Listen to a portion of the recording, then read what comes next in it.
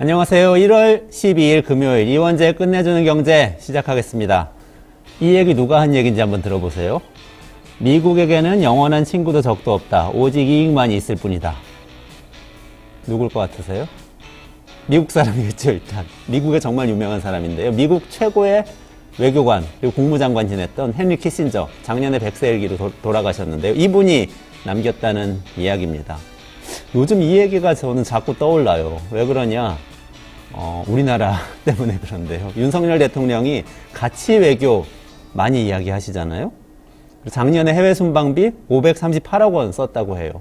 자, 같이 물론 좋습니다. 자유민주주의 굉장히 좋은 얘기고 우리 같이 가야죠. 그리고 해외 순방비 필요하다면 대통령이 그 정도 쓸 수 있고 더 쓸 수도 있겠죠. 그런데 이런 가치와 그 비용이 우리에게 가져올 경제적 결과, 그게 뭘까요? 그것이 좀 계산이 되어 있나? 이런 의구심이 자꾸 들어서 제 이 말이 계속 생각이 나요. 강대국들이 겉으로는 뭔가 멋진 이념을 많이 얘기를 하는데 실제로는 속으로 이익을 이렇게 챙기고 있는 거 아닌가? 키신저가 그런 거 고백한 거 아닌가? 그런 생각이 좀 들어서 우리나라가 너무 순진하게 아무 계산 없이 스스로 이념의 소용돌이 속으로 걸어 들어가 버리는 거 아닌가? 그리고 이익은 못 챙기는 거 아닌가? 이런 생각이 들어서 그렇습니다. 오늘 정말 그런지, 만약에 그렇다면 우리한테 대안이 있는지 그 얘기를 좀 깊이 다뤄보려고 특별한 시간을 좀 마련을 했는데요. 특히 우리한테 굉장히 중요한 최대 교역국이었고 굉장히 중요한 경제 파트너였다가 최근에 가치 외교의 결과로 점점 멀어지고 있는 것 같은 국가, 중국에 대한 이야기를 해보겠습니다. 중국과 우리의 관계, 그리고 중국 경제에 대한 얘기 해볼 텐데요. 이런 질문들에 대해서 오늘 답을 찾아볼 테니까 한번 들어보세요. 첫 번째로 우리나라가 미국하고 일본하고 가치를 같이 한다고 하는데 경제적 이익을 제대로 챙기고 있는 건지 요거 좀 짚어보고요. 그리고 중국은 피크 차이나 이제 맞고 내려갈 국가니까 그럼 이제 좀 소홀히 해도 되는 나라인가? 뭐 요것도 좀 짚어보고, 그리고 바로 내일 대만 선거 결과가 있습니다. 대만 선거 결과에 따라서 어쩌면은 중국이 대만을 침공할 수도 있고 안보 위험이 생길 수도 있고 그러면 우리나라도 안보 위협에 빠질 수도 있는데 정말 그런 상황이 오는 건지 요것도 좀 짚어보고요. 우리 정부가 한중일 얘기하다가 이제 한일중 얘기합니다. 우선순위를 바꾸면서 용어도 바꾼 건데 이거 정말 잘하는 건지 이것도 좀 짚어보고, 마지막으로 우리 경제 코리아 디스카운트 많이 얘기하고 있는데 이거 다시 코리아 프리미엄으로 바꾸려면 어떻게 해야 되나, 이 주변 국가들과의 관계 어떻게 해야 되나, 이 얘기까지 좀 짚어보도록 하겠습니다. 미국 사람 얘기로 시작했으니까 이 얘기 하나 더 전해드릴게요. 존 F 케네디 미국 대통령은 다들 아시죠? 이분도 이런 얘기를 했어요. 내치에서의 실패는 선거의 패배를 가져올 뿐이지만 외교에서의 실패는 모두의 죽음을 가져온다. 무서운 얘기죠. 우리가 그 모두의 죽음을 맞지 않도록 나침판을 좀 새로 그려봐야 될 때 아닌가 싶고요. 그 나침판으로 모두의 죽음만은 피할 수 있도록 그런 새로운 길을 좀 찾아내면 좋겠다. 이런 생각을 갖고 오늘 이야기 좀 진행해 보겠습니다. 신년기획 끝내주는 토론 오늘 진행할 거고요. 오늘은 경제 전문가와 정치인이 같이 토론하는 시간을 가져보도록 하겠습니다. 그래서 관록의 정치인 한 분 모셨고 관록의 정말 이 우리나라 최고의 애널리스트였던 경제 전문가 한 분 모셨습니다. 우선 국회 사무총장 지냈던 정책통 이광재 전 의원 모셨고요. 중국 경제 전문가이시고 이제 증권가에서 굉장히 유명한 애널리스트로 오랫동안 활동해 오신 전병서 중국경제금융연구소장님 모셨습니다. 두 분 일단 인사. 안녕하세요. 네, 안녕하세요. 네. 안녕하세요. 네, 우선 이광재 총장님 관록의 정치인이신데 노무현 대통령 당시에 청와대 국정상황실장도 하시고 강원도지사도 하시고 뭐 최근에 이 국회 사무총장까지 뭐 국회의원 생활도 물론 오래 하시고 하셨는데요. 저는 이제 오늘 얘기하면서 궁금한 게 노무현 대통령 당시에는 그때는 동북아 균형자론이라고 얘기를 했지 않습니까? 네. 그리고 지금 정부의 외교 정책이 또 방향이 있단 말이죠. 그게 지금 관계가 어떤지 이것도 좀 궁금하고 그 당시의 관점을 한번 이렇게 돌이켜서 생각해 볼 때 우리 정부 외교 전략 지금은 어떻게 평가해 줄지, 예를 들어서 점수를 매긴다면 학점으로 몇 점이나 되는지 이거 좀 궁금하네요. 학점 먼저 한번 매겨볼까요? 몇 점 정도 되는지. 일단 뭐 한미 한일 외교의 성과도 있지만은 재수강 D학점이 되지 않을까. D학점이다. 굉장히 짠데요. 왜냐하면 이게 그 이념 외교, 외줄타기 외교에서 저는 실리 외교, 다선 외교로 가야 된다고 보는데요. 일단 많은 국민들이 한미 관계는 좋아진 거 아닌가. 그렇죠. 그런데 우리가 바이든 대통령이 75조를 미국에 투자했는데 우리는 무엇을 얻었는가? 우리 기업들이 미국에 가서 75조를 그렇죠. 투자했습니까? 우리 일본 같은 데는 후쿠시마 원전이라는 게 사실 일본이 그냥 더 투자를 하면 되는 건데 많은 국민들의 반대를 무릅쓰고 일본하고 잘 지내는 건 좋은데 그럼 과연 일본에게 무엇을 얻었는가? 대차대조표를 한번 볼 필요가 있다. 그다음에 또 하나는 과연 중국과의 관계를 이렇게 악화시키는 것이 과연 맞는 태도인가? 그다음에 네 번째로는 북한과의 뭐 평화가 뭐 잘 진전되는 건 나중 문제라고 하더라도 최소한의 대화의 끈조차도 없이 이렇게 긴장이 고조되는 것은 매우 나쁜 거다. 그러다 보니까 결국은 이 동북아 정세가 어려워지게 되니까 일본으로 85조라는 돈이 대규모로 몰리게 되는 일본의 부동산 투자가 늘어나는 이런 효과를 가져왔거든요. 러시아도 좀 있으면 만약 트럼프 대통령이 되게 되면 러시아에 굉장히 유리한 환경으로 휴전이 일어날 가능성도 많은데 과연 그런 러시아 정책은 과연 타당했는지 그러면서 지구 전체를 보는 외교 전략이 부족했었다. 단적으로 드러난 게 이번 엑스포 유치 전략의 실패를 보면 이 29표라고 하는 거는 있을 수 없는 표거든요. 그런 면에서 저는 큰 오류를 범하고 있다라는 생각이 들고 그런 면에서 저는 어떻게 보면 100년 전처럼 이 기술 전쟁을 기초로 해서 그 미중 대결은 앞으로 30년간 이어지게 될 것이다. 이때 우리는 좀 더 다변화된 전략, 다선 전략 이런 것이 필요하다고 봅니다. 네. 그래서 일단 점수는 굉장히 박하게 주시고 그리고 한일 관계는 가까워지는 건 좋지만 중국과 북한을 좀 소홀히 한 거는 우리한테 손해가 될지도 모른다. 손해가 되고 있죠. 손해가 되고 있다. 아, 그렇군요. 저기 전병서 소장님께도 좀 여쭤볼게요. 어떻게 보세요? 지금 일단은 저는 걱정되는 게 지금 여기저기서 전쟁이 터지고 그러면은 우리는 분단 국가인데 우리도 안보 위협을 느끼고 있는 마당에 연초부터 막 또 연평도 북방에서 포격 소리가 나고 이래서 우리 굉장히 긴장해 있는 상태인데 이런 게 실제로 경제에 영향을 많이 줍니까? 어떻습니까? 한마디로 얘기하면 경제는 안보다. 그래서 최근 몇 년 사이에 나타난 신조어가 바로 이제 경제 안보라는 단어가 등장하죠. 네. 그래서 뭐 배가 불러야 전쟁을 하는 것인데 지금 이제 21세기에 지금 28 전쟁이라는 우전쟁에서 우리가 봤지만 전쟁은 총칼이나 대포로 하는 게 아니고 마우스하고 키보드로 하는 전쟁이에요. 그래서 그거는 뭐 정확하게 보면 이제 AI 전쟁이고 그 AI 전쟁을 조금 산업적으로 풀어서 얘기하면 반도체 전쟁입니다.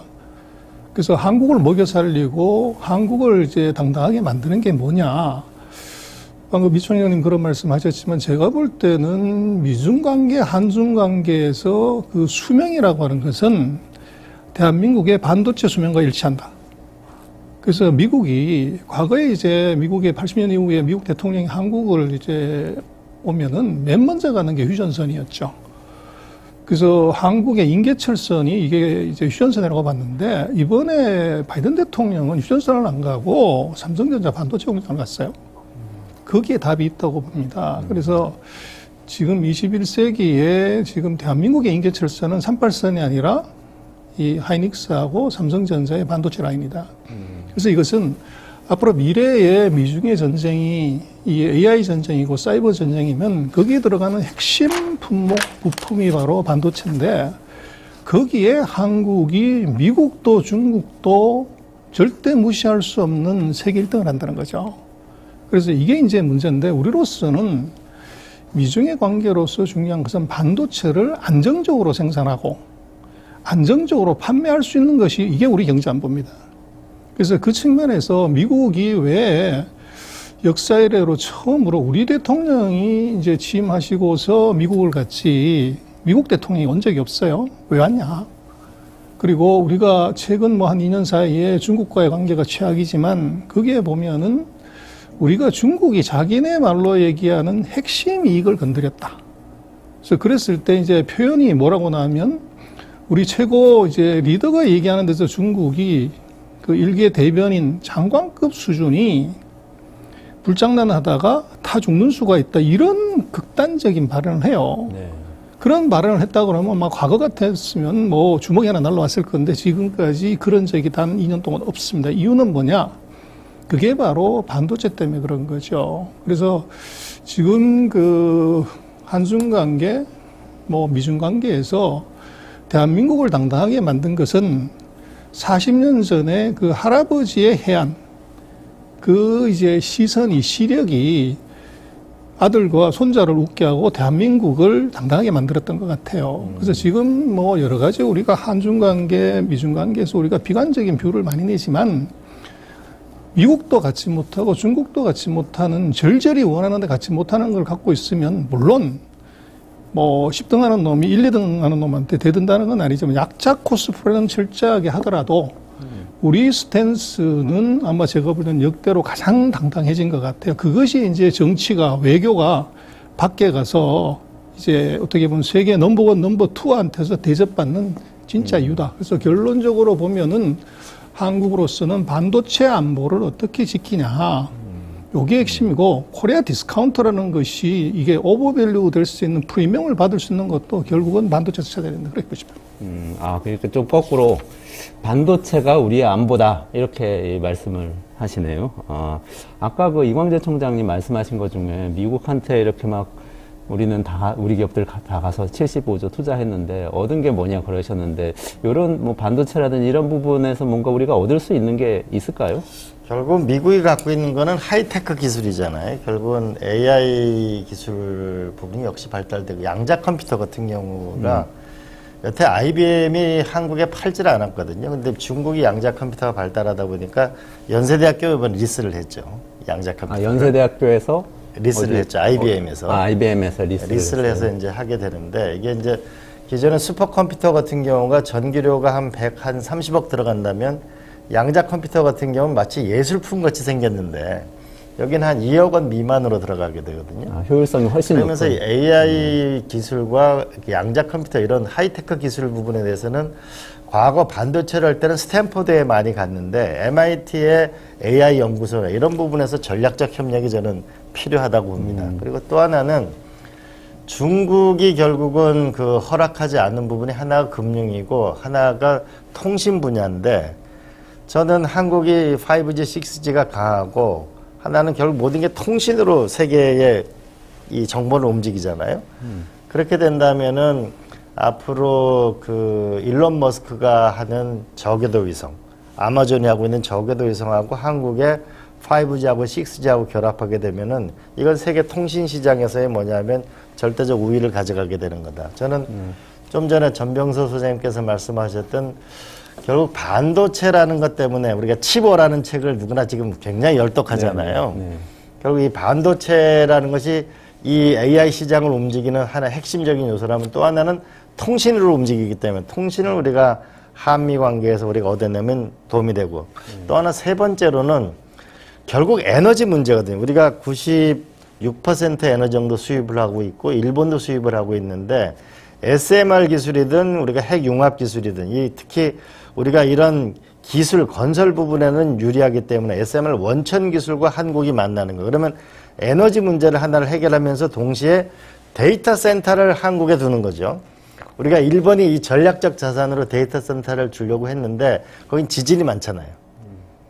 우리가 과거 그 앨런 스펀이 이런 걸 봤는데 그 9.11 테러 때 미국 그린스펀이 이제 9.11 테러가 났을 때 비행기를 타고 가면서 많은 걱정을 하는데 제일 걱정되는 게 데이터 센터에 대한 걱정이었거든요. 그렇게 되면은 우리가 이 에너지 문제를 하나를 해결하고 데이터 센터를 갖는 거 이런 걸로 하게 되면 미국에서는 실질적 이익이 일어나지 않는가. 이게 앞으로 저는 해나갈 과제다. 그리고 이걸 토탈리 한번 개념을 만들어 본다면은 노무현 대통령은 한미 FTA라는 기본 전략을 세웠다면은 우리가 AI나 디지털 시대를 앞서 나갈 수 있는 협정 같은 거를 만들어내면 미래지향적이지 않을까 싶습니다. 네, 모두의 굉장히 무거운 말씀 다들 많이 해주셨는데, 일단 좀 끊어서 자세히 얘기하기로 하고, 지금 정리를 해보자면, 전병서 소장님께서는 반도체가 지금 어떻게 보면 우리의 안보까지 지켜줄 수 있는 경쟁력 하나 갖고 있으면 안보도 지킬 수 있는 힘이 있다 이렇게 말씀해 주셨고, 이광재 총장님께서는 그렇게 될 수 있는 것들이 데이터 센터도 있고, 또는 뭐 일론 머스크의 스타링크, 저궤도 위성, 지금 우크라이나에서 통신 해주고 있는 그거를 또 한국하고 우리하고 협력을 해서 좀 통신 협력을 좀 강화해 갈 수 있지 않겠냐. 이런 것들 새로운 경쟁력을 만들어야 된다. 이렇게 좀 이해를 좀 하고요. 정리하고 오늘 본론을 좀 시작을 좀 해봤으면 합니다. 오늘 본론은 사실 중국인데요. 이 세계 경제에서 중국이 차지하는 위치가 지금 굉장히 여전히 뭐 중요한 측면도 있긴 한데, 어쨌든 지금은 우리는 약간 이 관계에서 더 얻어낼 게 더 있는가 없는가 이런 고민을 하는 것 같다는 느낌을 저는 받거든요. 한미일 동맹 한다고 하니까 일로 들어가서 뭔가 더 많은 것들을 얻어낼 수 있지 않은가 이런 의견이 있는 것 같은데, 두 분 좀 어떻게 보시는지 각각 말씀을 해주시면 좋겠습니다. 한중 관계에서 우리가 얻을 건 딱 글자로 쓰면 딱 하나입니다. 아주 간단해요. 돈. 그래서 우리가 그 중국하고는 뭐 1949년 이후로 이념의 동지, 사상의 친구였던 적이 단 한 번도 없습니다. 그리고 우리는 중국이라고 부르는 게 아니라 중공이라고 불렀죠. 6.25 때 한국에 이제 총을 겨눈 중국을 왜 중공을 왜 중국이라고 불렀냐 그러면 그건 돈의 문제예요. 그래서 돈 때문에 바꾼 건데, 결국은 이제 그 국가 간의 관계에서는 돈 되면 이게 친구고 돈 안 되면 남입니다. 그래서 우리가 중국에 대해서 뭐 외교적으로 뭐 총장님이 그 지적하시고 하시지만 한국과 중국의 관계는 전략적 동반자 관계예요. 총을 겨눈 적을 전략적 동반자라고 하는 것은 친구보다도 훨씬 가까운 관계로 정의했다는 건 뭐냐? 돈 때문에 그런 거죠. 지금 외교적으로 전략적 동반자 그렇죠. 관계인 거죠, 그런데 공식적으로. 우리로 네. 보면은 이제 중국도 우리 보고 친구라고 얘기를 하고, 우리도 친구 간에 뭐 한중숙의 30년 친구라고 프렌드라고 얘기하잖아요. 근데 그걸 다르게 보면 사실은 프렌즈가 아니라 프레놈이죠. 예전에는 에너미였고 지금은 프렌드인데 그것의 중간에 매기서는 딱 돈이다. 그런데 한중 간의 관계를 놓고 보면요, 저는 이건 부부 관계다. 그래서 마주 보면 이제 세상에서 제일 가까운 관계지만 돌아놓으면 지구 한 바퀴를 돌아서 만나는 관계가 한중 관계예요. 근데 부부가 싸움을 하잖아요. 근데 왜 싸우냐고 그러면 두 가지죠. 뭐 하나는 애 때문에 싸우고 또 하나는 돈 때문에 싸웁니다. 근데 한중 관계는 피를 나눈 것이 없기 때문에 돈 때문에 싸우는 것이 애 때문에 싸우는 건 아니에요. 그래서 이 돈의 문제를 이게 해결을 못하면 중국과 한국은 무조건 헤어지게 돼 있다.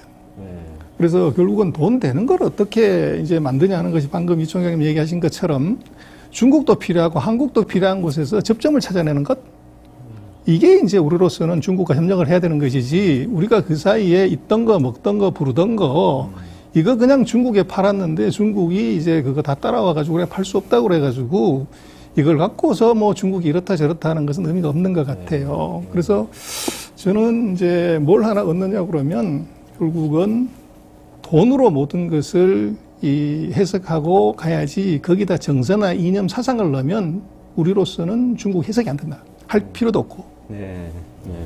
그런 관점에서 어떻게 얻을 게 있다고 생각하세요, 여전히? 저는 그러니까 헨리 키신저가 결국은 이게 역사학자이면서도 초창기 CIA에서 일을 했잖아요. 결국은 중국이라는 나라는 가장 가까운 이웃이고 강대국이죠. 우리가 피할 수 없는 운명이기 때문에 여기서 긴장을 안 만드는 것이 굉장히 중요하다. 그러니까 안보적 측면. 두 번째로는 역시 경제인데요. 뭐니 경제인데, 결국은 중국이라고 하는 건 세계 최대 시장이죠.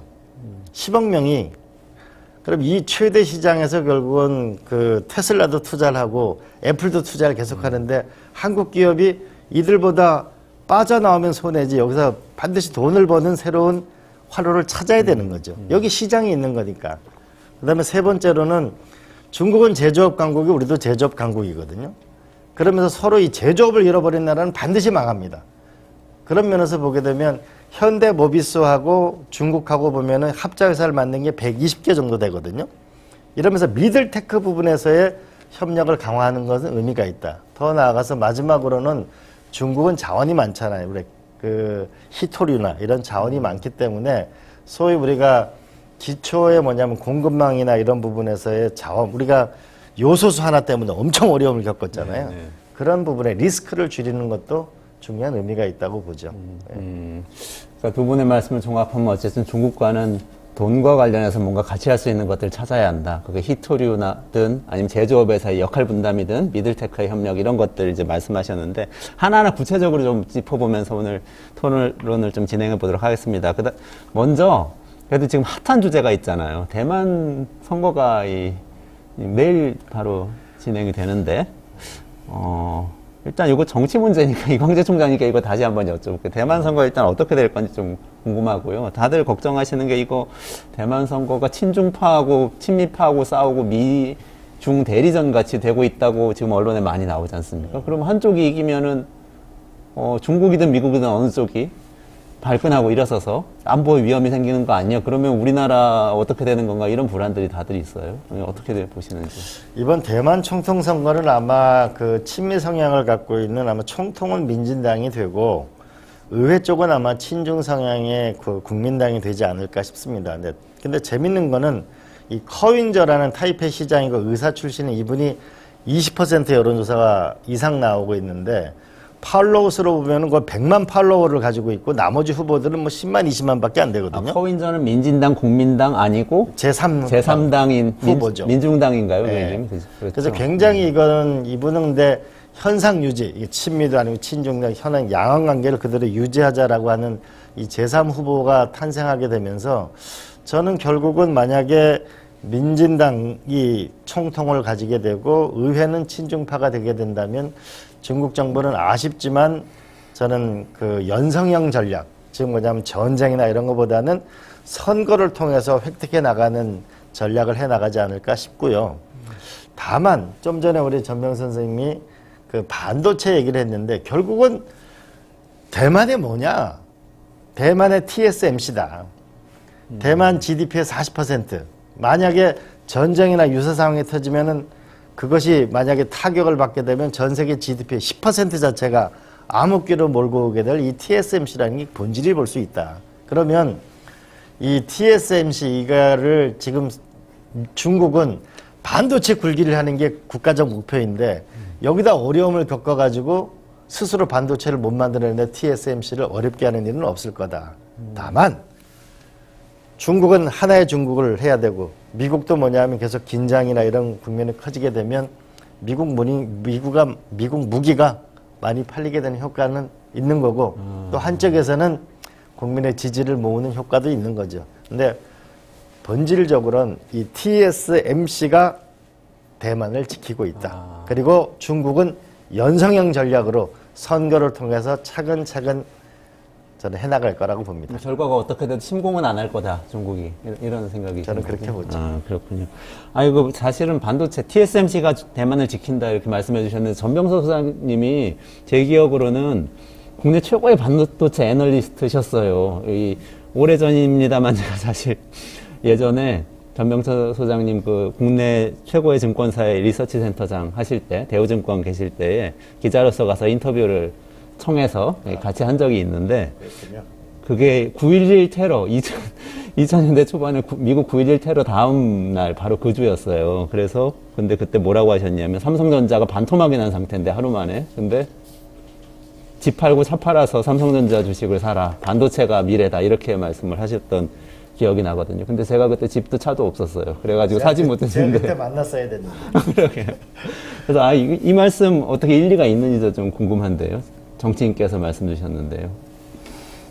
그래서 이제 대만 선거를 우리는 그 미중 대리전이다. 그런데, 제가 볼 때는 지금 대만 선거에서 친중이라고 이름 붙으면 그것은 그대로 탈락입니다.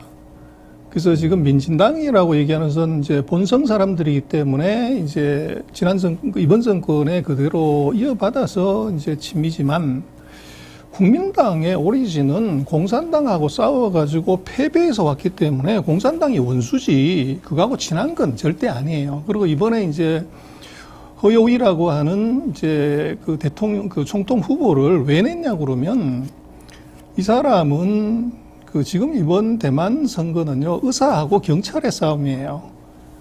그래서 의사 2명하고 경찰 1사람. 그래서 지금 민진당하고 그 민중당은 후보가 다 의사 출신입니다. 똑같은 이제 그 의대 같은 과를 나왔고 지금 국민당은 경찰이에요. 그래서 경찰이라는 것은 의사는 뭐 해외에 가가지고 사업할 수도 있지만 이 경찰은 자기 나라 안에서 있어야 되는 거죠. 그래서 그리고 이제 좀 특징적인 것은 우리는 이 사람을 이제 그 허요이 국민당 후보를 친중이라고 얘기하는데 이 사람은 중국 본토를 한 번도 가본 적이 없어요.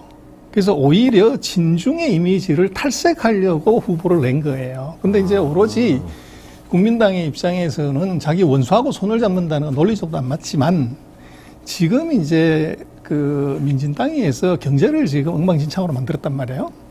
그래서 이건 정권 심판론으로 가야 되는데 정권을 심판해서 이걸 다 리커버 시키려면 중국과의 교류를 재개를 해야 된다는 쪽으로 가는 것이 친중은 아니에요.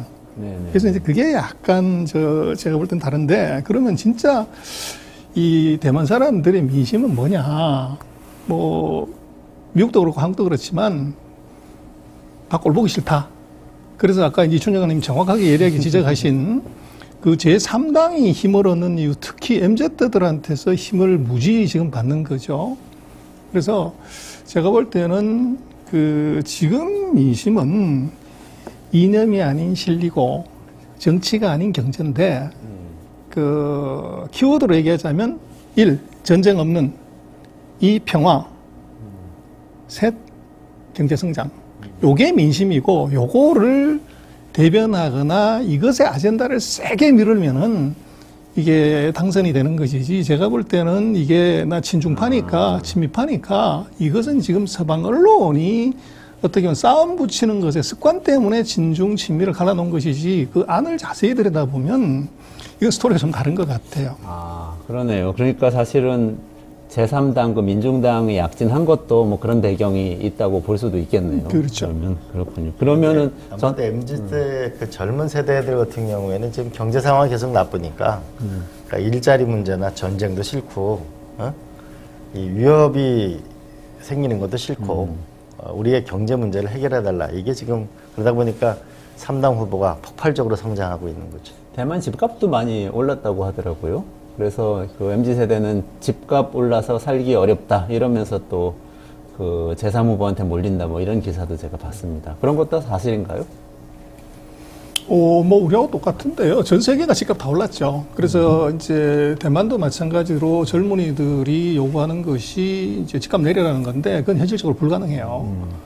그런데 이게 이제 답답함의 그 표현이라고 보여지고 그리고 이제 대만의 MZ도 마찬가지지만 우리 MZ하고 똑같이 무슨 이제 이 진보 보수 또 이런 뭐 사회주의, 자본주의 여기에 대한 그 인식이 아버지 세대, 할아버지 세대하고 완전히 다른 세대라는 거죠. 아, 네. 그리고 이제 제일 중요한 것은 이제 과거에는 대만을 보면 본성인하고 외성인, 이 중국 본토에서 온 사람이 자기 정서가 엔티티가 뭐냐 그럴 때 나 대만 사람이야 보다는 여전히 나 중국 사람이야 뭐 이런 사람들이 많다고 하면 지금 MZ들은 나는 대만 사람이야.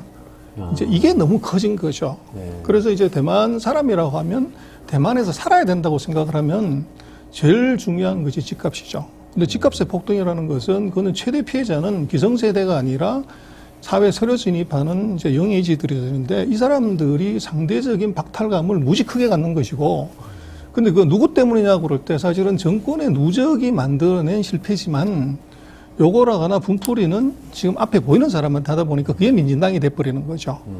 그러고 이제 한 번 더 나가면 민진당도 있지만 국민당 너는 뭐 잘한 게 뭐가 있냐. 네. 그래서 이제 뭐 새싹, 우리는 새로운 싹이라고 이 민진당들이 그런 이제 뭐 선거 도구 같은 것도 만들어서 이제 쓰고 있는 건 아닌가 싶습니다. 아니, 그런 상황은 우리나라 정치에서 굉장히 익숙하게 많이 본 상황인 것 같기도 한데요. 네. 어쨌든 경제가 중요하다. 그런 상황이면 그러면 대만 선거 이후에 뭐 총통 선거, 뭐 의회 선거 결과가 어떻게 되든지 간에 우리가 뭐 어떤 안보에 대해서 크게 걱정할 필요는 없다. 이렇게 해석해도 되는 걸까요? 그래서 그렇게 또 낙관만 하기가 어렵고요. 저는 아마 다음번 11월 대통령 선거 전까지는 상당히 파고는 높아질 가능성이 많다고 봅니다. 미국 대선 전까지요. 그렇죠. 네. 그러면서 저는 이게 군대 그 안보 문제는 아웃소싱이 없는 거라고 보거든요.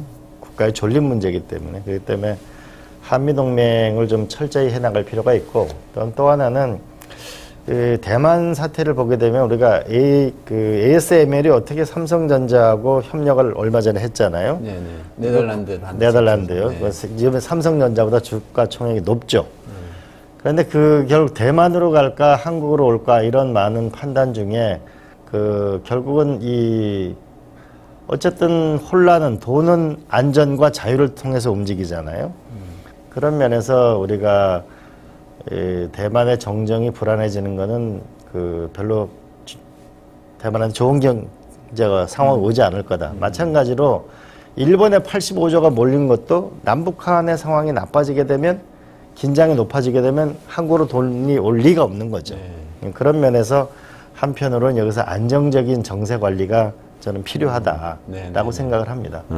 경제와 정치, 안보와 경제 이건 뗄래야 뗄 수가 없는 것이죠. 근데 최근에 사실은 논란이 우리나라에서 됐던 거는 우리나라가 예를 들어서 대만하고 중국하고 분쟁이 생기면 어느 편에 서야 되나 또는 뭐 미국이 거기 가서 군사적으로 개입하면 어느 편에 서야 되나 이런 논쟁을 많이 했던 것 같은데 그거는 급한 건 아니고 어쨌든 경제 전쟁에 대비해야 된다 그런 의견이세요? 두 분은? 그런 외교적인 스탠스는 큰 영향을 주지 이제 않는다. 대만 양안 관계에서 핵심은 뭐 입으로 싸우는 건 별 의미가 없고요. 정말 한판 붙냐 안 붙냐 하는 것이 제일 중요하죠. 그리고 이제 외국인들이 뭐 이제 돈 뺀다 만다 하는 것의 핵심도 그 언제 침공하냐. 그 미국이, 중국이 대만을. 그래서 그게 2025년이다, 26년이다, 27년이다. 뭐 이제 시나리오가 최근 한 2년 사이에 본물 터지듯이 나왔고, 거기에 이제 그걸 읽어보는 사람들은 굉장히 공포를 느끼죠. 그리고 거기 이제 아까 총장 얘기하신 반도체 세계 최고의 파운드리 회사가 거기 있기 때문에 이게 터지면은 정말 이거 난리 난다. 그래서 이제 대만이 계속 주목을 받는 건데 제가 볼 때는 그런 미중의 갈등 때문에 대만에서 극단적인 상황이 중국발로 터질 가능성은 뭐 제가 볼 때는 앞으로 적어도 15년 내에는 없을 거라고 보는데 그래서 지금 뭐 2025년, 24년에 전쟁한다는 것은 현실적으로 준비가 안 돼요. 그러면 이제 2027년 인민해방군 100주년 때 공격을 할 거다. 그게 이제 그 미국에서 나온 썰인데 그 모든 대만 공격설의 썰은 중국 본토에서 나온 게 지금 미국에서 나온 겁니다. 한국에서 나온 것도 아니고요. 그런데 이제 키를 보면 2027년은 시진핑 3기 정부 5년 단위로 이제 중국은 그 주석 임기가 끝나기 때문에 2022년이면 2027년이면 4기 정부가 출범하는 시기인데 선거 안 하고 이게 전쟁한다? 그건 제가 볼 때는 그 말이 안 되는 얘기고요. 그리고 이제 싸움을 한다고 하면은 경제력이 먼저 있어야 이 군사력이 같이 가는 것이지 군사력이 세다고 해서 배고픈데 전쟁이 안 돼요. 근데 지금 미국하고 중국의 경제력을 놓고 보면 뭐 중국이 잘하네 뭐네 하지만 66%. 그럼 66하는 놈이 100하는 놈하고 붙었다 그러면 그건 필패죠. 근데 그 선택을 뭐 통일의 위협 때문에 지도자의 개인적인 어떤 뭐 성향 때문에 공격을 한다? 그건 정신 나간 얘기를 하는 거고요. 그래서 이제 오히려 제가 볼 때는 이 중국이 대만을 공격한다는 것은 미국의 그 수교를 하면서 대만하고의 관계를 미국이 아주 희한한 법을 하나 만들었죠. 미국 국내법으로 대만관계법이라고. 근데 그 대만관계법에 보면 본토가 무력으로 대만을 공격했을 때는 그것을 원상으로 돌리는 노력을 한다. 이렇게 돼 있어요. 근데 그 얘기는 뭐냐면 이게 자동 개입 조항이잖아요. 그러면 중국이 대만을 공격한다고 하는 것은 미국의 선전포고를 하는 것인데 미국의 입장에서는 이거 정말 패주고 싶은데 명분이 없어서 못 패는 상황에서 먼저 시작을 했다? 그러면 이것은 뭐 절호의 핑계가 되고 뭐 경제력으로는 중국이 미국의 66%지만 국방력, 군사력으로 놓고 보면 객관적인 평가를 보면 30에서 50으로 보는 것 같아요. 훨씬 경제보다 낮게. 그래서 제가 볼 때는 그런 이제 손자병법을 공부하고 이제 금가옥조로 생각하는 중국의 지도자들이 이기지 못하는 싸움을 한다? 이것은 조금 과장이고, 그런 이제 중국 침공설 대만과의 무력이나 관계 악화에서는 미국이 주로 얘기를 하는 것인데, 미국은 두 가지의 실익이 있는 것 같아요. 하나는 그걸 건드림으로 해서 중국을 자극시켜서 어떻게 보면은 이제 여론을 이 만들어낼 수 있는 게 하나 있고 또 하나 제일 중요한 것은 그런 불안감이나 전쟁설이 나왔을 때 대만이 불안해서 무기를 산다는 거죠. 그래서 대만이 미국으로부터 군사 무기를 지금 860억 불인가 뭐 그렇게 지금 이미 샀고 지금도 계속 사고 있고요. 그래서 미국의 입장에서는 이제 중국을 다루는데 어떻게 보면 시시때때로 자극을 할 수 있고 또 경제적으로는 돈을 따박따박 챙길 수 있기 때문에 이제 그 얘기를 계속 하는 것이지 아까 말씀드렸던 미중의 지금 경제력, 군사력 뭐 이런 것들을 놓고 보면 그것은 이제 미국이 어떻게 보면 중국을 공격하는 것이 오히려 합리적이지 중국이 미국을 공격한다? 대만을 공격한다는 것은 미국과 같기 때문에 그것은 현실성이 대단히 떨어지는 거 아닌가 싶습니다. 지금 사실 뭐 국내 전문가들도 중국의 대만 침공론 아까 말씀하신 25년설, 27년설 말씀하시는 분들이 계신데 그분들 얘기는 미국 쪽에서 나온 얘기를 듣고 그냥 이야기하는 거다. 미국에서 좀 부풀려진 얘기다. 이렇게 좀 보시는 거죠. 저는 뭐 전병서 소장님의 의견에 대체로 동의하는데 하나는 미국이 현재 군사력이 압도적 우위를 갖고 있다는 점. 그다음에 두 번째로는 대만은 무엇일까라고 하면 중국한테는 반도체다. 그러니까 TSMC라는 이 스스로 뭐냐면 반도체를 만들어낼 능력이 없거든요. 그러면 결국 선거를 통해서 연성 전략으로 갈 수밖에 없다. 중국이 대만을 컨트롤하는 걸 선거를 통해서 컨트롤하고 싶다. 시간을 가져가면서 결국 끌고 갈 수밖에 없는 것이고 저는 전쟁이나 이런 단기간에 25년, 27년 이것은 현실적이지 않다라는 생각합니다. 아까 뭐 미국 얘기로 일단 넘어왔으니까 미국 얘기 조금 넘어가서 한번 해보시면 좋을 것 같아요.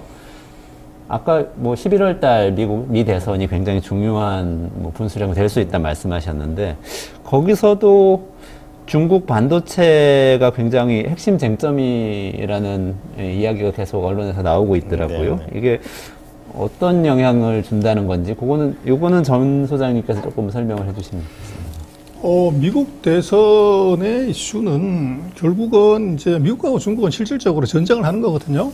근데 대통령이 바뀐다는 것은 장소가 바뀌는 거예요. 장소가 바뀌면 전략도 바뀌고 공격하는 무기도 바뀝니다. 그래서 바이든은 기술의 창으로 반도체로 찌른 거죠. 근데 문제는 반도체로 찔렀는데 그 상대의 숨통을 끊어서 이제 죽인 거냐? 뭐 그건 아니에요. 흉내만 내다가 지금 임기가 끝난 거고, 그리고 트럼프 대통령 같은 경우는 1기 때 무역의 창을 갖고 찔렀죠. 근데 뭐 중국이 멀쩡하게 이제 살아있단 말이에요. 그러면 새로운 장수, 새로운 전략, 그러면 새로운 공격 무기는 뭐냐 그러면 제가 볼 때는 이 무역도 아니고 이게 기술도 아닌 새로운 제3의 창이 나올 것 같아요. 그래서 아까 모두의 그 이촌장님 그런 얘기를 하셨지만 이게 저는 제3의 창은 금융이다.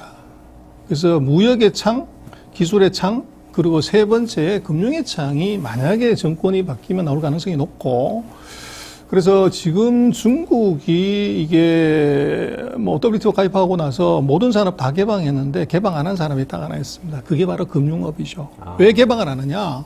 약하기 때문에. 근데 미국이라는 나라가 인정사정이 없죠. 상대의 약한 부분을 정확하게 찔러서 이제 그 악소를 나게 만드는데 전 세계에서 금융시장 개방한 나라 치고 어느 한 나라도 예외 없이 금융산업의 외국인 지분이 50%를 안 넘어간 나라가 없어요. 그래서 미국은 그걸 통해 가지고 전 세계의 돈을 날로 먹는 거죠. 근데 문제는 중국 같은 경우는 그게 안 됩니다. 시장이 개방되어 있지 않기 때문에. 그래서 아마도 제가 볼 때는 그 기술로 더 중국의 목을 세게 조르고 거기서 이제 금융에서 돈을 털어가는 전략이 만약에 트럼프 대통령이 당선이 된다면 그런 이제 전략이 나올 가능성이 있지 않나 싶습니다. 우리나라도 예전에는 금융시장 개방을 안 하다가 하게 됐었지 않습니까? 그렇죠. 우리도 그런 경험이 있으니까 중국도 그렇게 하게 될 가능성도 떠밀려서 그렇게 하게 될 그래서 가능성도 있겠다. 그것은요, 이미 이제 생각이시네. 미국이 어떤 나라냐 그러면 저는 이제 다른 말로 표현을 하라 그러면 이등 죽이기에 이골이 난 나라다. 그래서 과거에 뭐 이제 일본이 미국 치고 올라온다고 80년 중반에 난리를 쳤고 지금 이제 뭐 중국이지만 일본 이전에는 소련이죠. 네. 근데 미국이 소련하고 일본을 미국 GDP의 40% 됐을 때 다 이제 시비 걸어서 다 죽여 없앴거든요. 그래서 우리가 지금 중국의 사례를 보는 데서 아주 중요한 이제 케이스 스타디 사례는 일본입니다. 85년에 일본의 GDP가 미국 GDP 40% 넘어갔을 때 그때 일본이 한 게 뭐냐면은 프라자 합의를 수용하죠. 그래서 260엔 되던 환율이 한 방에 120엔으로 반토막 나면서 거기에서 일본의 모든 제조업이 아웃이 된 거죠. 거기다 플러스 하나 더 한 것이 플러스 1한 것이 반도체 협정. 그래서 반도체까지 죽인 것이 일본을 자초시킨 진짜인데 지금 미국하고 중국의 전쟁을 보면 무역 전쟁 했고 통신 전쟁 했고 지금 반도체 전쟁까지 왔단 말이에요. 그러면 일본에서 썼던 그런 실물 경제 정책은 다 쓴 거예요. 그런데 중국이 안 죽었다? 그러면 다음번 전쟁은 금융 전쟁일 확률이 대단히 높아 보인다. 아, 그렇군요. 이광재 총장님은 어떻게 보세요? 일단 트럼프 대통령이 현재 1% 지지도 우위를 보이고 있는데 트럼프 대통령이 당선될 가능성이 많아요. 왜냐하면은 국민의 73%는 사법 리스크가 영향을 받지 않는다라고 응답하고 있고. 여론조사 결과. 예. 네. 두 번째로는 지난번 대통령 선거에서는 흑인의 92%가 바이든을 지지했는데 지금은 현재 62%밖에 지지하지 않고 있다는 점. 네. 그 다음에 첫 번째 아이오와에서 뉴햄프셔 두 곳인데 여기서 작년 7월하고 지금하고 비교하게 되면 트럼프의 지지도가 계속 올라가고 있기 때문에 트럼프가 될 가능성이 굉장히 많다고 봅니다. 그렇게 되면은 트럼프는 첫 번째 아마 정책으로는 아마 파리 기후변화 탈퇴할 겁니다. 아. 예, 탈퇴하게 되면은 결국 이제 우리가 IRA 보조금 부분은 과연 어떻게 될 것인가 우리한테 미치는 첫 번째일 거고 두 번째 부분에 있어서는 대외 부분을 약화시킬 겁니다. 왜냐하면 아메리칸 퍼스트이기 때문에. 그래서 그렇게 되면 지금 공화당 지지자의 70%가 대외적인 부분을 너무 나가지 마라, 지원하지 마라. 쉽게 얘기하면 우크라이나 전쟁도. 민주당 지지자의 30%가 지원하지 말라. 이렇게 되면 결국은 대외 부분이 약화될 거란 말이죠. 그렇게 되면은 러시아가 전쟁에서 상당히 우위를 차지하게 되고 지금 중국 유엔화가 러시아 전쟁 때문에 29%까지 올라갔거든요. 이런 면을 보게 되면 아까 좀 전에 전병도 소장님 말씀하신 대로 뭔가 미국이 금융 부분에서 뭔가 약간 강도 높은 역할을 할 가능성이 많아 보입니다. 두 번째로는 지난번에 화웨이라는 이제 그 통신 부분을 뭐냐면 화웨이가 진출을 막았다면은 이제 저궤도 위성이라고 하는 건 수만 개의 저궤도 위성이 움직이게 되면 예를 들면 우리가 그 스타링크에 가입을 하게 되는 거 SK텔레콤 과연 어떻게 될 거냐 이런 문제가 되는데 거기서의 그러면 파트너는 어떻게 될 것인가. 그럼 저는 한국의 삼성전자나 이런 데가 이제 5G, 6G 이 파트너가 되는 게 굉장히 중요할 거라고 보는데 아마 틀림없는 건 금융 부분에서 미국이 유지되는 게 결국 하나는 강력한 군사력, 하나는 페트로달러 체제, 금융 체제인데 이 부분이 지금 구멍이 나고 있는 거거든요. 네네. 러시아 지금 경제는 IMF에 의하면은 1.5% 경제 성장률을 예측하고 있거든요. 네. 지금 인도하고 중국이 지금 구멍을 내고 있는 거죠, 지금.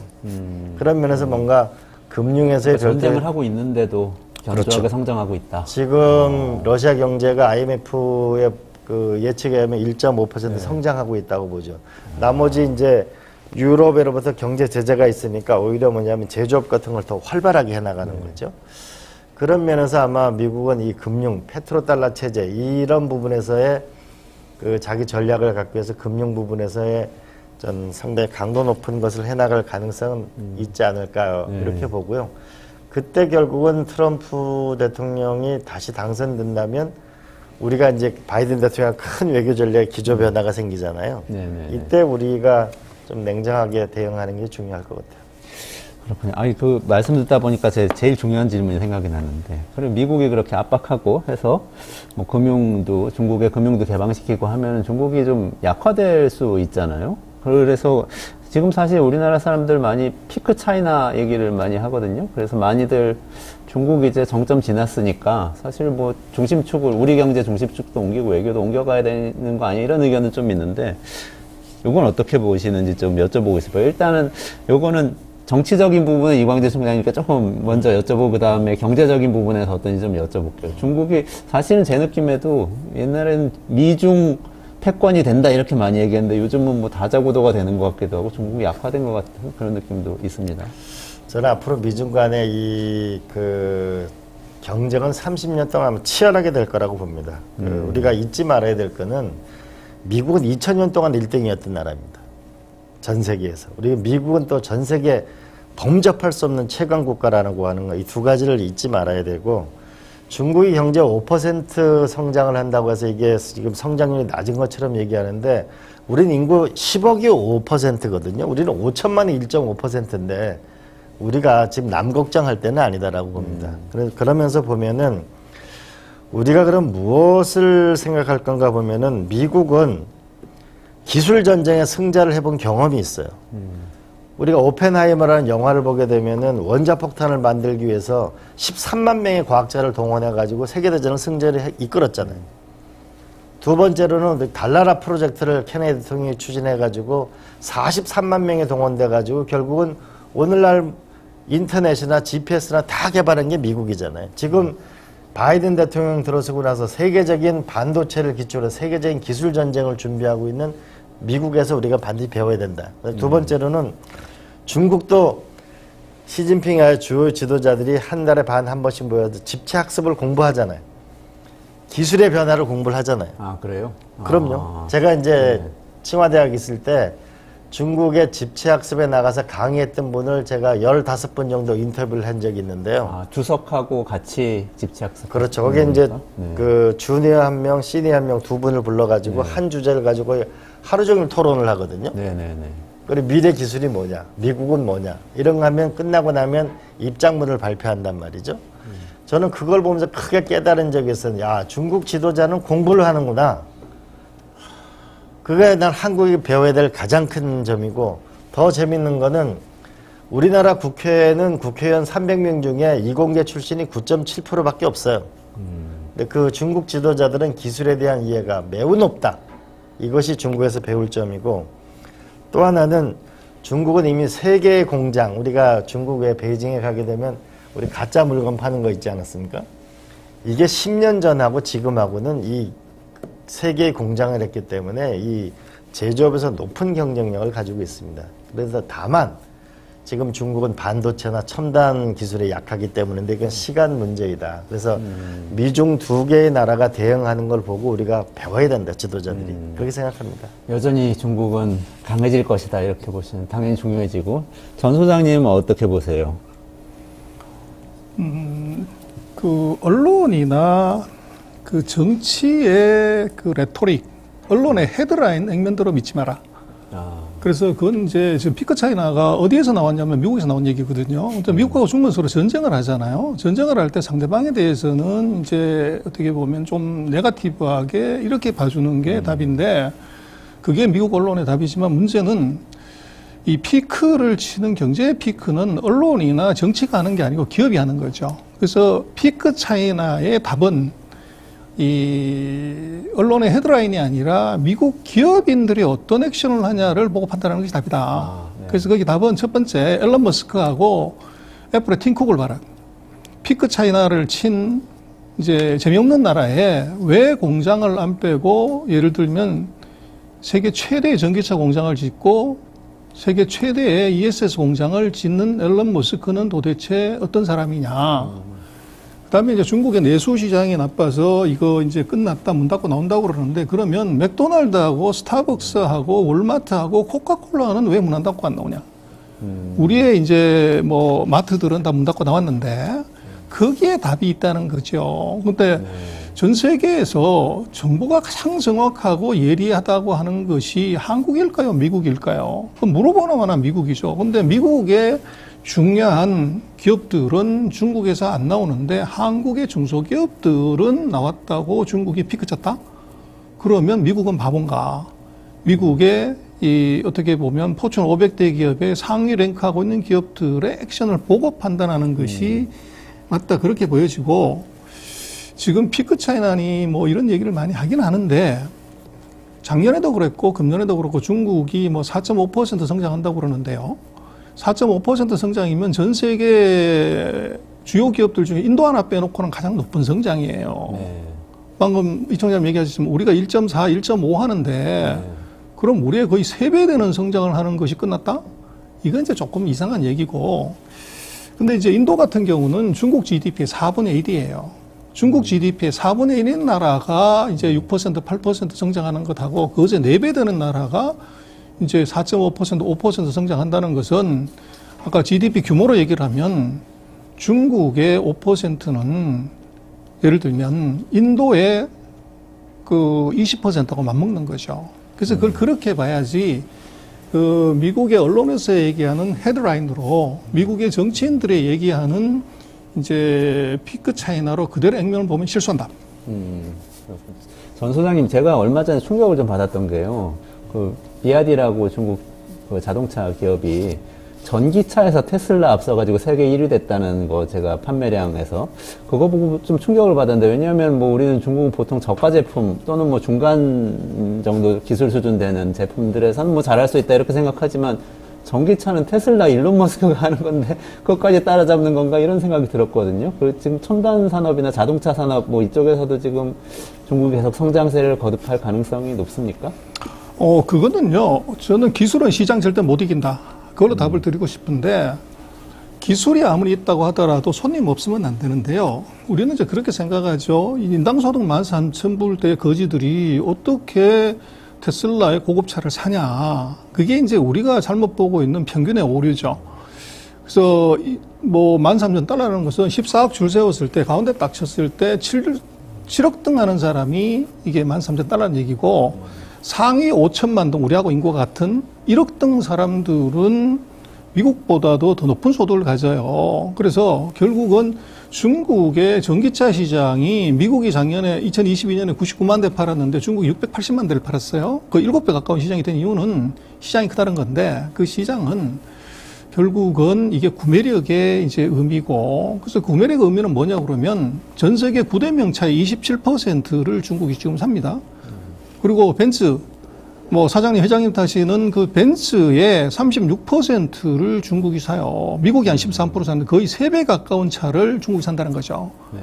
그래서 석유자동차 같은 경우도 작년 통계를 보면 중국이 3천만 대를 샀는데 미국이 아마 1,500만 대 작년에 뭐 거의 2배의 차를 산다는 거죠. 그래서 결국은 시장이 커지는 것은 기술이 드라이브는 해서 갈 수도 있지만 중요한 것은 수요가 드라이브는 하는 것이 가장 중요한데 중국은 인당소득 13,000달러가 되면서 차 사고, 명품 사고, 해외여행 가고 하는 구매력, 소위 말하는 소비의 폭발기가 들어왔다는 겁니다. 그래서 이게 이제 뭐 비아디가 한 예가 되겠지만, 그래서 저는 중국을 이게 기술 후진국, 이제 $10,000에 가난한 사람들의 나라라고 보는 것은 평균의 오류다.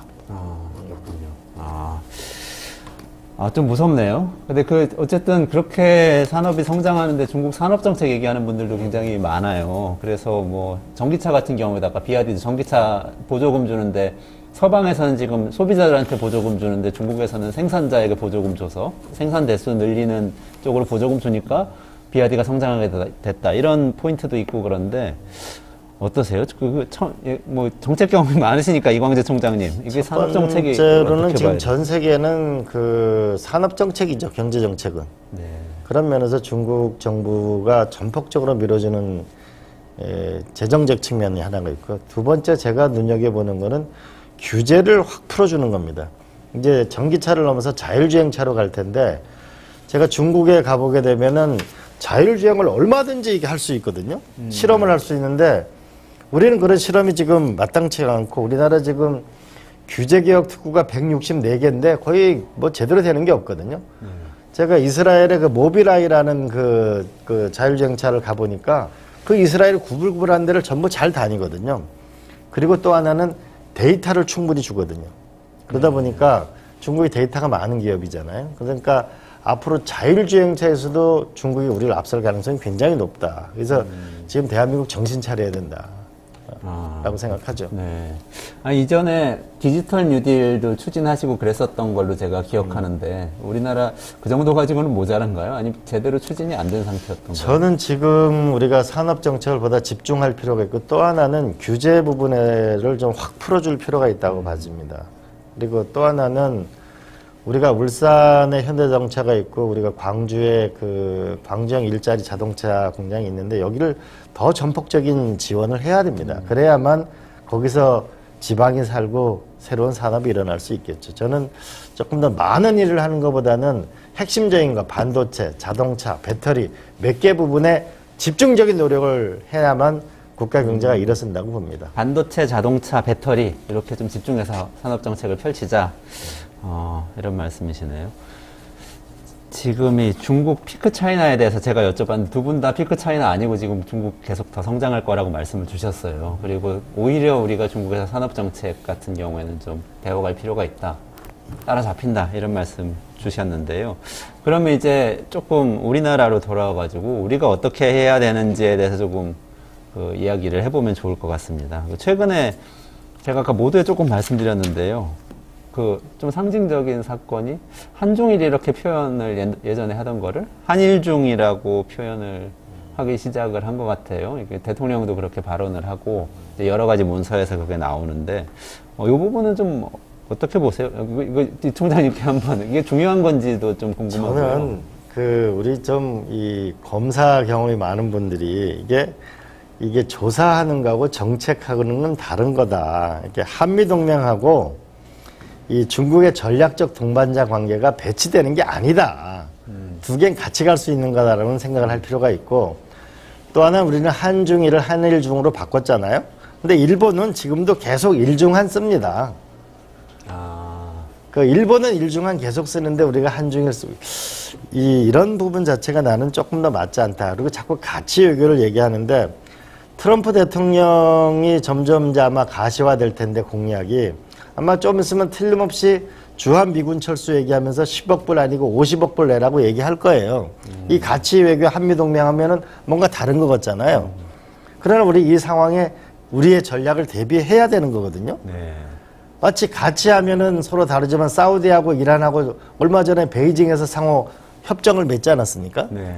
이제 이 가치라는 추상적인 거는 외피일 뿐이고 실제로 어떻게 실리 중심으로 가느냐라고 하는 부분에 우리는 이념 외교를 좀 벗어나야 된다. 그리고 실질 외교의 중심으로 가는 것이 현실이겠다고 저는 생각합니다. 실제로 우리 기업들이 중국에서 조금 좀 저조해지고 있죠? 어떻습니까, 전 소장님?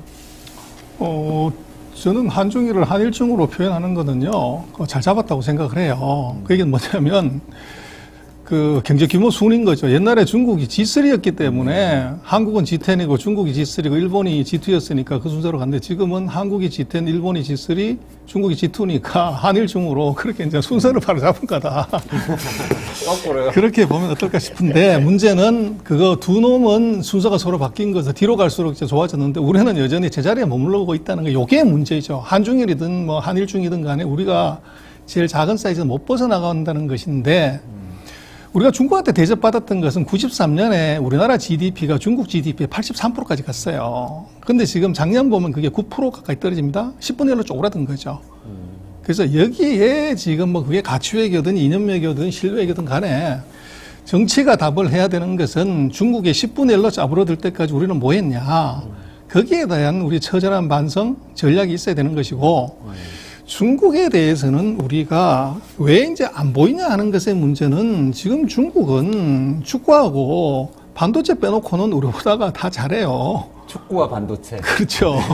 근데 거기서 뭘 더 찾냐는 건데 결국은 중국 시장 탓하는 것이 아니고 답은요, 우리 경쟁력이죠.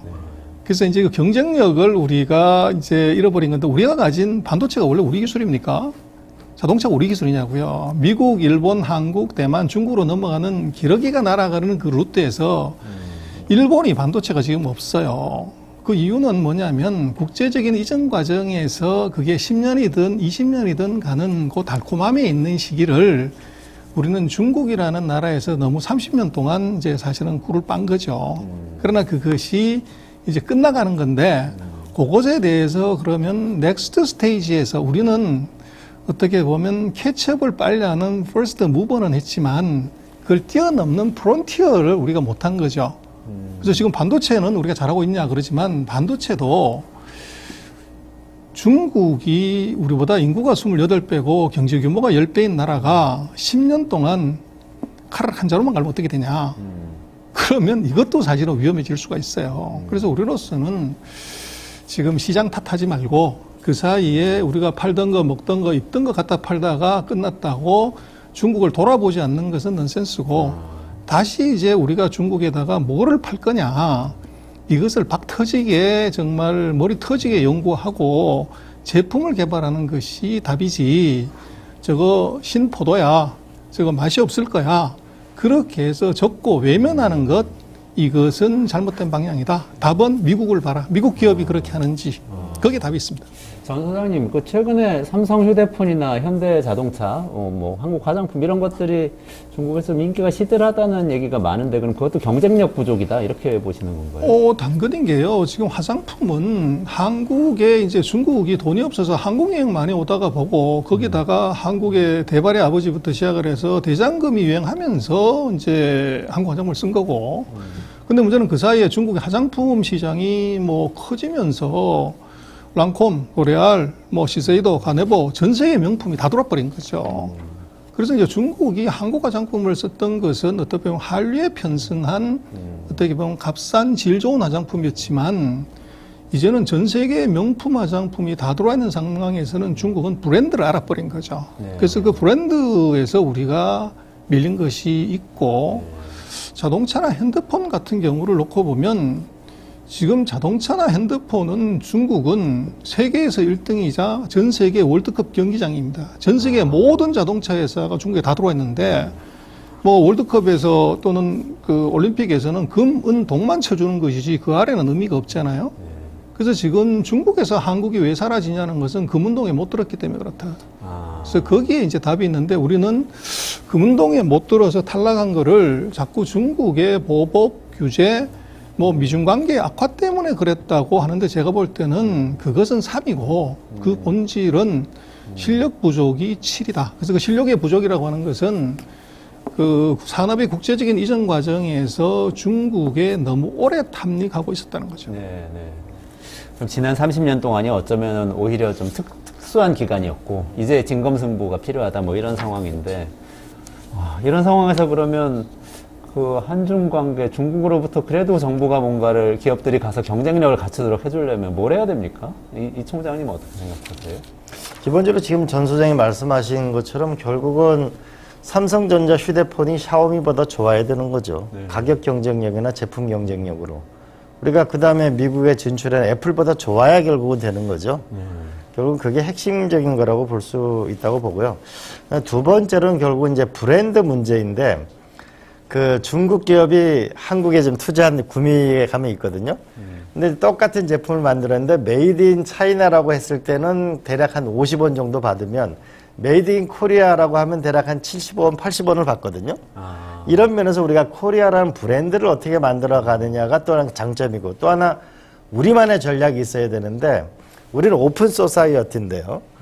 그런 면에서 싱가포르하고 이스라엘이 어떻게 세계적인 경쟁력을 가졌는가 보면은 세계적인 다국적 기업의 R&D 센터, 기업 이런 걸 유치를 했거든요. 이런 게 이제 싱가포르, 중국 이런 거 아시아에 있는 다국적 기업 본부 이런 게 R&D 센터가 7,200개가 있는데 싱가포르에 4,000개가 있고 일본에 500개가 있고 한국에 82개가 있는데 나머지 중국에 있거든요. 이런 것이 우리는 한번 제가 생각을 해보면은 예를 들면 홍콩에 있는 CNN을 우리나라 용산으로 옮겼다. 국제협력직으로. 이러면 한미동맹의 상징이기도 하고 그렇잖아요. 7,200개의 이런 다국적 기업 R&D 센터가 한국으로 움직인다고 하면 굉장한 상징성이 있는 사건이 될 것이다.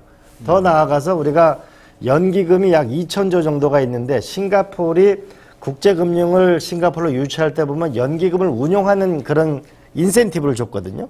그런 걸 가지고 국제금융 부분에서 우리가 좀 더 우위를 가질 수 있는 이거는 이런 부분에서 우리가 좀 노력을 해본다면 그런데 이걸 하려면 이제 세금 문제, 그 다음에 외국인 학교 문제, 근로시간 문제 이런 게 국제 기준에 맞게 24시간 도시가 움직일 수 있는 그 시스템을 가져야 되는데 그런 면에서 우리가 여의도에 대해서도 다시 한번 깊게 생각해 볼 수 있는 거라고 봅니다. 그래서 우리가 또한 잘할 수 있는 건 자체 경쟁력을 키우는 게 있고 또 하나는 동양과 서양을 연결하는 플랫폼 국가는 한국이 될 수 있다라고 하는 부분에서의 그런 세계적인 다국적 기업 본부를 한국으로 유치하는 전략 쓰는 게 저는 좋다고 봅니다. 중국 기업도 구미로 들어오는 것처럼 한국으로 더 들어오고 세계적인 언론사도 들어오고 더 많이 투자를 유치해야 된다. 지금 이제 말씀이시죠? 그 세계적인 다국적 기업 본부의 아시아 본부가 72개가 있는데 네.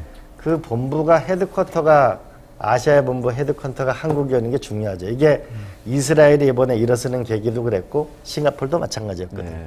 그러면서 상징적인 것이 저는 CNN 같은 거는 집중적인 노력이 필요해 보입니다. 그렇군요. 아까 여의도 말씀 잠깐 하셨는데 여의도에 뭔가 할 게 있나요? 이제 여의도 국제금융단지잖아요. 좀 적은 규모이긴 한데 이제 국회의사당이 세종시로 일부 이전하게 되면 그 앞이 전체적으로 이제 고도 제한이 풀리거든요. 네. 그렇게 되고 이제 용산 쪽이 이제 국제업무지구가 생기게 되고 거기가 공원이 100만 평 정도가 있으니까 앞으로의 아마 뉴욕 센트럴 파크하고 면적이 거의 같거든요. 네. 그렇게 되면 그 용산과 여의도가 연결되는 이런 지점에 저는 새로운 미래를 열 수가 있다. 더군다나 용산 하이브가 있잖아요. 네, 그러니까 네, 네, 네. 그러면은 국제금융지구를 강화하려면 이제 외국인 학교라든지 외국인이 와서 투자를 하기 좋은 환경을 만들어야 되겠죠. 네네네. 전 소장님 아까 지금 이광재 총장님 굉장히 새로운 아이디어 많이 주셨는데 그럼에도 불구하고 예를 들어서 삼성전자가 중국에서 경쟁력을 갖기 위해서는 뭐 그럼에도 불구하고 할 수 있는 일이 혹시 진짜 뭐를 해야 있나요? 될까요? 진짜? 한한령 해제 얘기하는 사람들도 있어요. 그거 외교로 풀어야 된다. 근데 이제 그건 그렇게 봐야 될 것 같아요. 우리가 한한령이 심리효과 뭐 이런 건 있지만 우리가 중국에다가 1200억 불 가까이 팔고 있는데 우리가 음원 팔고 드라마 팔고 해서 5조를 봅니까? 10조를 봅니까? 그래서 그거는 메이저가 아니죠. 전공법으로 들어가야 되는 것이고 지금 이제 중국하고 관련해서는 저는 다시 중국의 탈중국이 아니라 진중국 하는 기회가 지금 오고 있다고 보는데 그건 아까 우리 총장님 얘기하셨지만 기술의 변화가 중국에서의 우리의 공간을 넓힐 수 있는 기회가 와요. 그래서 K 브랜드를 어떻게 심냐 하는 것인데 거기다가 김밥 팔고 이게 오뎅 팔고 김치 팔아가지고서 K 브랜드는 그건 금방 지나갑니다. 왜냐하면 대국은요, 소국의 작은 나라의 매력적인 문화를 탐하기는 하지만 그걸 자기 문화하고 절대 교차하지 않습니다. 미국도 마찬가지, 일본도 마찬가지, 중국도 그런 상황이기 때문에 한류의 수명은 그렇게 길 수가 없다, 구조적으로. 그리고 한국으로서는 지금 이제 미중의 전쟁에서 끝은 결국은 AI하고 통신이라고 하면 그것은 아마 통신도 이게 5G, 6G 양자통신으로 가는 과정에서 6G로 가게 됐을 때 통신도 궁극적으로는 반도체예요. 거기에 6G를 하려면 반도체 나노 기술로 보면 3나노, 2나노, 1나노 기술이 들어가야 되는데 중국은 미국이 브로킹을 해준 것 때문에 14나노 이하의 장비를 어느 나라에서도 구할 수가 없어요. 그렇게 되면 앞으로 3년에서 5년 타임 호라이즌에서 6G가 들어왔을 때 그 6G 폰을 만들 수 있는 것은 삼성과 TSMC 정도가 파운드를 할 수 있기 때문에 애플과 삼성만이 할 수 있는 거죠. 그렇게 됐을 때 6G를 안 하고서 여전히 4G, 5G로 하게 되면 4차 산업혁명에서 뒤지기 때문에 울며 겨자 먹기로 중국은 6G의 폰을 사야 돼요. 그때 삼성이 중국에서 0%인 핸드폰, 스마트폰의 마켓을 올릴 수가 있고 또 전기차 시장에서도 중국이 세계 최대 시장이긴 하지만 지금 중국의 전기차 시장이 월 5대 이상 생산하는 회사가 50개인가 돼요. 54개인가 됩니다. 거기에 지금 후발주자로 들어가는 것은 그건 이제 정말로 레드 오션에 가서 죽음밖에 없는데 다행스러운 것은 미국에서 1등하는 테슬라가 그 포커스를 미국에 맞추는 것이 아니라 유럽하고 중국에 맞춰요. 왜냐하면 그게 최대 시장이기 때문에. 그래서 우리 한국의 지금 현대차가 미국에서 전기차에서 굉장히 선방을 해요. 그래서 제가 볼 때는 중국에서 다시 재진입을 하는 한국차의 방법은 브랜드가 있어야 된다. 레퓨테이션이. 그 레퓨테이션은 미국에서 우리 현대차가 한 달이든 1년이든 1개월이든 간에 마켓쉐어 1등을 하게 되면 현대차 브랜드가 아니라 미국에서 이게 베스트카 이 브랜드로 중국을 다시 들어갔을 때 이건 중국이 먹힐 수 있는 이제 이유가 있어요. 그래서 중국이 미국을 그렇게 이제 두려워하고 미워하는 척하지만 중국이 가장 좋아하는 게 뭐냐면 포춘 500대 기업이에요. 저도 여의도에서 일을 하면서 그 덕을 많이 봤는데 제가 근무했던 두 개 회사가 한국의 이제 10대 재벌 회사였기 때문에 중국 가서 얘기를 할 때 회사 소개를 하는 것보다 쉬운 게 우리 그룹은 포춘 500대 기업에 300등 하는 회사야. 그럼 바로 설명이 됩니다. 그래서 중국이 좋아하는 것이 바로 그거기 때문에 우리로서는 미국을 병풍으로 써서 중국을 재진입하는 전략. 그래서 K 브랜드는 사람들이 많이 쓰고 많이 보고 많이 들고 다니는 것에서 풀어야지 이 목으로 집어넣어버리면 안 보이는 것에서는 그 브랜드가 살아나질 않아요. 그래서 제가 볼 때는 핸드폰과 자동차에서 K 브랜드를 만들면 그것 때문에 거기서 다른 소비재, 다른 서비스들이 부가적으로 나올 수 있는 기회가 있는데 그것은 결국은 기술의 변화가 있어야 됩니다. 그래서 그것은 앞으로 아마 3년에서 5년 정도 시간이 있는데 그 기간 안에 우리가 그런 쪽을 준비하고 그리고 아까 우리 총장님 얘기하셨지만 그 사이에 중국과의 관계, 미국과의 관계가 우리가 거기 들어가서도 첨단 제품을 팔더라도 미국이 브로킹하지 않는 관계를 만들어야 되고 또 중국이 한국이 어떻게 보면 미국의 어떻게 보면 아류로서 같이 때려줘야 될 대상으로 인지하지 않도록 하는 것이 그게 외교죠. 그래서 뭐 물론 왼쪽 발을 오른발을 잘 쓰는 사람 선수죠. 근데 왼발까지 잘 쓰는 사람을 고수라고 얘기하잖아요. 그래서 우리가 어느 한쪽에 줄 서가지고 잘하는 것은 그건 선수고 그것은 이제 외교를 한다고 하는 것은 제일 중요한 게 밸런싱이잖아요. 그래서 그 감각을 제가 볼 때는 중국한테서 우리가 써야 되는 건 아닌가 싶고 그런 측면에서 놓고 보면은 아마 손흥민 선수가 한국 외교의 가장 뭐 적확한 이제 텍스트북이 아닌가 싶습니다. 왼발 오른발 다 쓰면서 세계에서 1등 하는 거죠. 맞습니다. 이광재 총장님 마지막으로 짤막하게 요거 어떻게 하면 되는지 요 부분 좀 말씀을 해주시고 마무리 좀 해야 될 것 같습니다. 일단 중국 대사를 우리 전병 소장이 말씀하신 것처럼 반도체 전문가를 보내면은 더 대화가 잘 될 거다. 네, 이 용산 대통령실에 중국 전문가가 있어야 합니다. 그리고 우리가 미국하고 중국, 일본은 정말 손바닥 들여서 봐야 되는데. 그를 위해서 우리가 이제 한미의원연맹, 한중의원연맹, 한일의원연맹이 생겼거든요. 이번에 워싱턴에 이제 우리 사무소를 만들고 이번에 바이든이냐 트럼프냐 이 미국 양자 두 개의 미국에 대해서 우리는 두 개의 전략을 쓸 수 있어야 되거든요. 역시 중국도 큰 나라잖아요.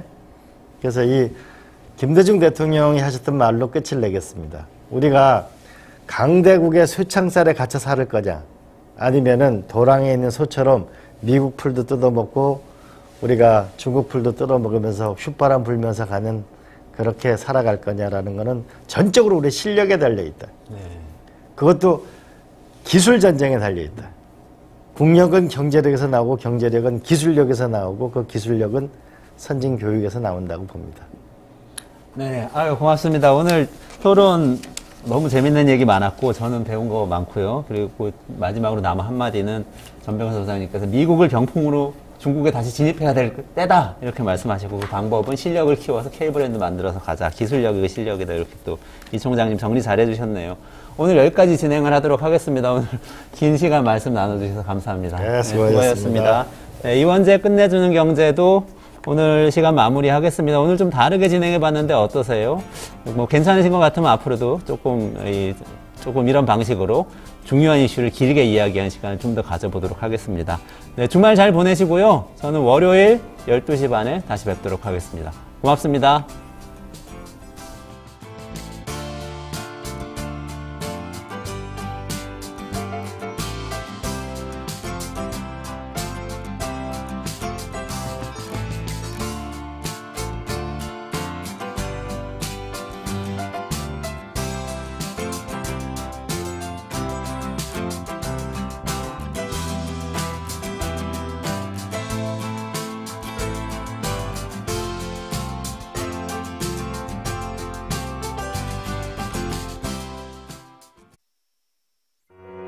우리 아이 재단에서 뜻을 함께할 정기 후원자분들을 기다립니다. 우리 아이 재단은 한반도 어린이를 위한 재단입니다. 배고픈 어린이들에게 영양 가득한 국수를 보내고 영유아 자폐 조기검사 지원, 베이비박스의 이유식 정기 배달, 중증장애 미취학 아동들을 지원하고 있습니다. 따뜻한 손길을 이어주는 분들께 우리 아이 팔찌와 감사 선물을 드립니다. 지속적인 지원을 통해 더 많은 어린이들에게 도움을 줄 수 있도록 정기 후원자가 되어주세요. 후원 문의 02-2128-3344, 2128-3344